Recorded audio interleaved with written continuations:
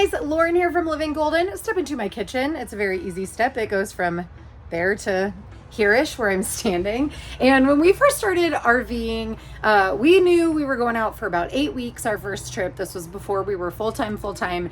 And I didn't put as much thought or preparation into food. I don't feel like we ate as well as we typically ate at home. We did lots of burgers and hot dogs and I don't know, maybe stuff you think of when you think of going camping, except we were gone for like 8 weeks.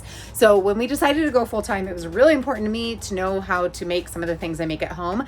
I'm hardly a chef by any means, but I like to eat well, and I like for my family to eat well, and I like some sort of variety. I get kind of bored eating the same thing all the time. So I thought I'd go through a little bit of how we meal prep, what we eat in a day, and then how we clean it all up here in our Class A. So if you saw this video where we gave you a tour of the inside of our RV, you know that our cabinet space is pretty limited, especially when it comes to like pantry space. So we're really lucky. Our refrigerator and freezer are pretty full size. We don't typically have capacity issues with that unless we have like leftovers if we ate at a restaurant or we didn't, I made a big batch of something.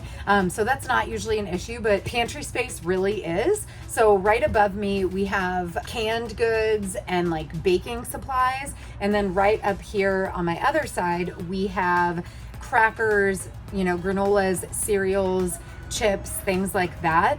Nuts, we eat tons of nuts for snacks. We eat lots of fruit for snacks, apples, berries. That's like probably our biggest go-to snack. And then I actually was gifted a vegan cookbook. So we make a lot of our own bars. We'll have like protein bars, like peanut butter balls. We've made all different kinds, stuff using dates. So that's been really fun. So we don't buy a lot of pre-packaged bar snack kind of stuff. But what we have, we're really limited to that counter space. So you probably saw me grab like this kind of ends up being our outdoor pantry we do a lot of Mexican food. So tortilla chips, rolls, breads, tortillas, bagels, things like that kind of end up on the counter. But it also shows me what we have and what maybe we need more of if I'm running any errands. And it's funny because after I go to the grocery store, the back of our counter is completely full, but by the end of the week, it's completely empty. So it, kind of goes through these cycles. Also, in one of our last videos, we talked to you guys about how before we left on our trip, we got these eco-friendly, microwave-friendly,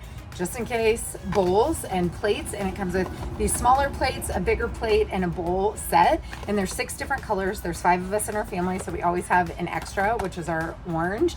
And it's really nice because this kind of gives us a lunch option, a dinner option, so we don't really have to clean during the day. We do dishes just once at night, which you'll see here in a minute. And everybody kind of has their own stuff, which is really helpful. For lunch, everybody likes to do something a little bit different. We do lots of sandwiches. I do a lot of salads. That's where I love to get. I love vegetables. I love to consume vegetables. I don't restrict anything in terms of not eating stuff, but I love to start with really filling myself with vegetables. So I'll have a huge like spinach kale salad for lunch, put cucumbers, tomatoes. I'm like hungry just thinking about it because I'm literally making dinner while I'm making this video. So I do lots of salads. We do lots of what I call adult Lunchables. So that is like fancy crackers with like salamis, pepperonis, different types of cheeses, mozzarellas, cheddars, brie, whatever. We'll put grapes and cut up apples and maybe olives and like put a bunch of stuff like on a spread, and we'll all just dive in together. That's also really something common that we'll have for lunch all the time, and it doesn't usually make a big mess, doesn't require a lot of cleanup, because that is something I'm thinking about all the time is everything we make all day long. If it makes a mess, we are going to clean that up because we don't have a dishwasher on board. So that kind of brings me to the tools that I have at my disposal. We do have a microwave and an oven and a stove. I brought my Instant Pot, and that's what I'm doing for dinner tonight. So I am making, I think I call it chicken ranch pasta. I don't know. I love one pot meals. I love things that I can make really quickly and set up really quickly. I also have like a sheet pan that I can do like an oven bake, and that's what we had last night. We had sausage, I cut up potatoes. Usually I'll do sweet potatoes, asparagus, broccoli, and like I will put it all on one sheet pan. I will cover it with foil, and then I literally have no cleanup outside of the plates and utensils that we used to eat it on. I don't have, a bunch of pots and pans. It happens, like I said, we make our own snacks. I have a food processor that I bought since we left on this trip. It is a pain in the butt to clean though. So every time we use it, we try to make 2 or 3 recipes and we'll double the batch and we store it in the freezer.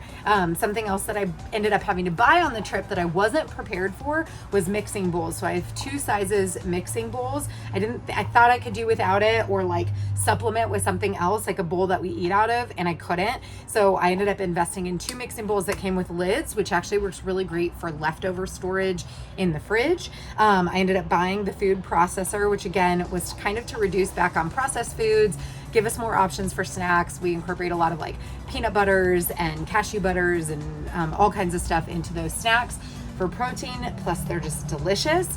We do have a George Foreman grill. We don't use it a ton. We use it if we're gonna make burgers, which again, we don't a lot.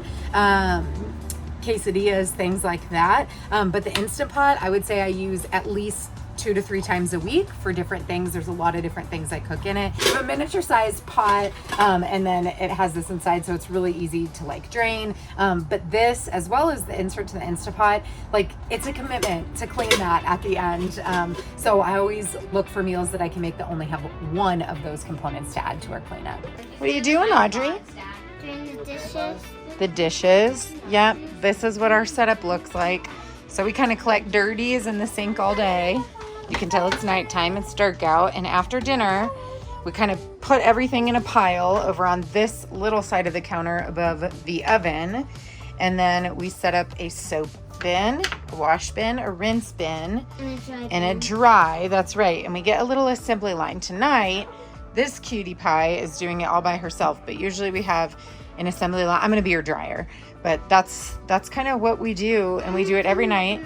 Yep, you pull that one. Whoa, come on, muscles. Sometimes when the weather's nice, we'll set it up outside on picnic tables and do it outside. And we use a soap that's biodegradable, so we can just dump it outside. We can also, of course, dump it down the sink, but then we gotta monitor that gray water tank and empty it more frequently. So sometimes we just water the grass outside. So that is what we do with the dishes every day. And these dishes are microwave safe. Everybody has their own color, and we keep them up here. What color are you? Pink. Like your jammies? Yeah. What color is mommy? Or a kind of this orange. Like yellow. And Yep. this is Extra. Yep. So anybody can use it. And We this keep is- those up here. Hello. Yep. I'm dark blue. Dark blue. So, and then everybody's also down here got silverware to match. So inside these are little silverware. And mine's the pink one. What color are you? Pink. Still pink.